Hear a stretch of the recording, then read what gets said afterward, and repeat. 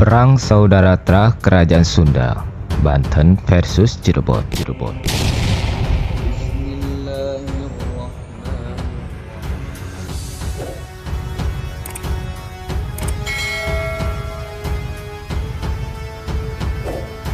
Berawal dari ambisi Kesultanan Mataram atau penguasa Jawa pada saat itu untuk menguasai wilayah Sunda terutama Banten dan Sunda Kelapa atau Jakarta saat ini, yang di dalamnya terdapat pelabuhan-pelabuhan dagang setelah sebelumnya Mataram berhasil menguasai beberapa pelabuhan di wilayah timur Jawa. Tidak bisa dipungkiri wilayah ini merupakan kawasan dagang yang sangat strategis, bahkan pada masa Kerajaan Pajajaran merupakan pelabuhan dagang internasional.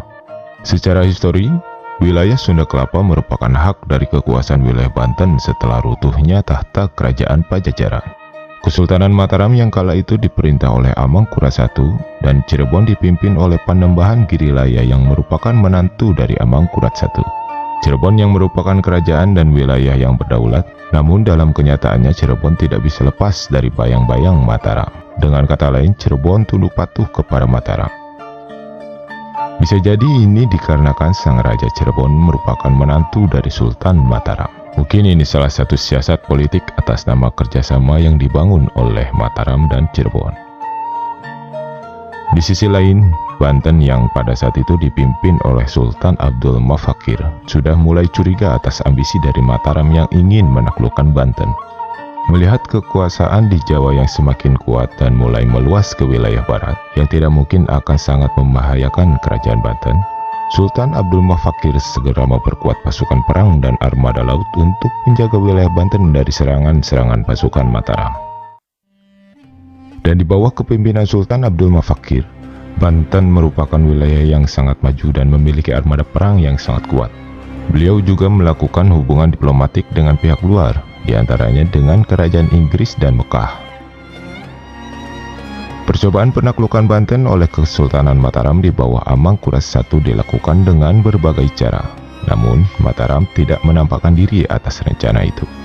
Salah satunya Mataram memakai cara dengan menekan Cirebon melalui Panembahan Girilaya, yang kala itu sebagai Raja Cirebon untuk dapat memujuk Banten agar tunduk pada kekuasaan Mataram.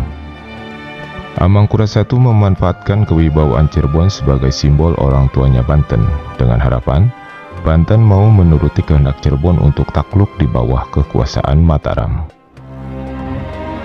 Sementara itu, Panembahan Girilaya rupanya merasa berat hati dalam melakukan tugas dari Mataram untuk menaklukkan kerajaan Banten. Sebab menurutnya Banten tidak lain merupakan saudara sendiri, sama-sama keturunan Sunan Gunung Jati dan merupakan terah penguasa kerajaan Sunda, yaitu keturunan Prabu Siliwangi. Dua utusan kerajaan Cirebon yang dikirim ke Banten dengan jalan diplomasi ditolak mata-mata oleh Sultan Banten, sehingga jatuh harga diri Cirebon dan Mataram. Sultan Banten dikisahkan tidak mau tunduk di bawah raja manapun, selain pada Sultan Mekah yang sering berhubungan dan mengirimkan surat kepadanya, yang berisi pelajaran-pelajaran yang berhikmah. Sultan Mataram murka dengan sikap Banten yang menolak jalan diplomasi Cirebon untuk tunduk kepadanya. Dan akhirnya perang saudara antara Cirebon dan Banten yang dikompori Mataram pun terjadi.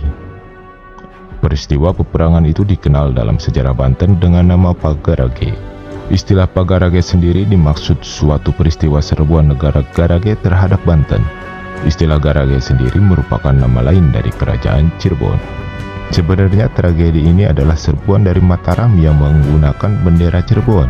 Dengan kata lain, Mataram memanfaatkan Cirebon dari tujuan utamanya untuk menaklukkan kerajaan Banten.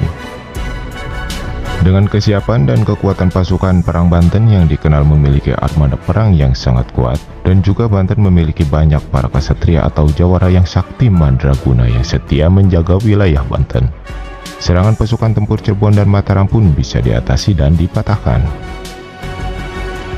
Dengan menggunakan 60 kapal, berangkatlah pasukan Cirebon ke Banten. Setelah sampai di perairan Sumur Angsana, mereka memutuskan berlayar ke hulu sungai untuk membakar tanah hara. Rencana penyerangan pasukan ini sudah didengar oleh Sultan, maka dikirimlah satu pasukan perang Banten oleh Sultan. Mereka berangkat dengan menggunakan 50 kapal perang. Sultan pun menjanjikan hadiah sebanyak 2.000 real dan baju kebesaran kepada siapa saja yang sangat berjasa pada peperangan itu. Tibalah pasukan Cirebon di Tanah Hara.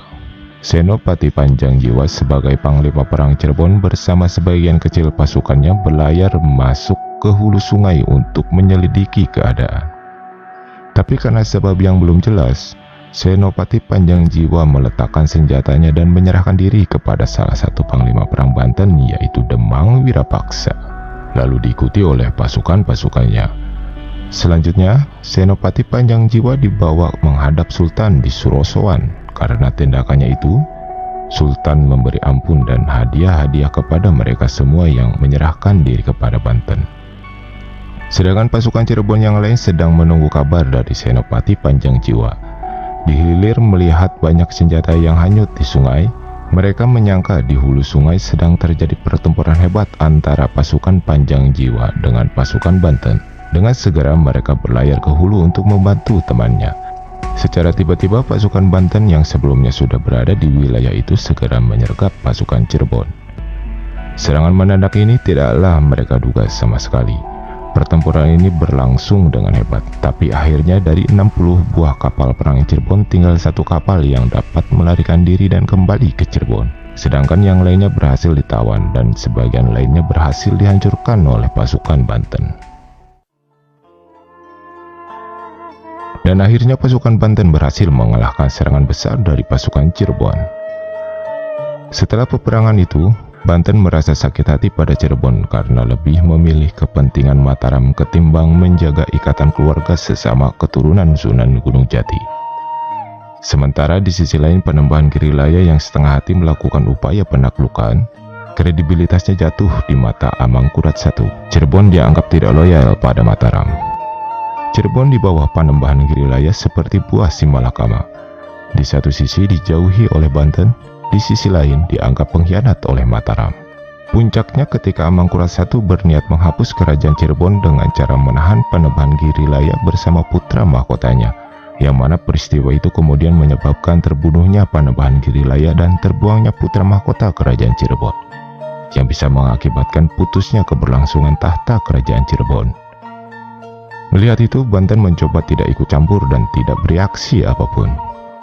Barulah setelah 16 tahun kewafatan Panembahan Girilaya, Banten mulai bertindak dengan dorongan batin yang merasa masih mempunyai ikatan dengan Cirebon.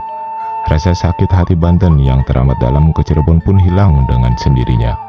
Banten melakukan pengawasan dan mengirimkan mata-mata atau telik sandi ke wilayah Mataram dengan maksud untuk memantau keadaan Mataram.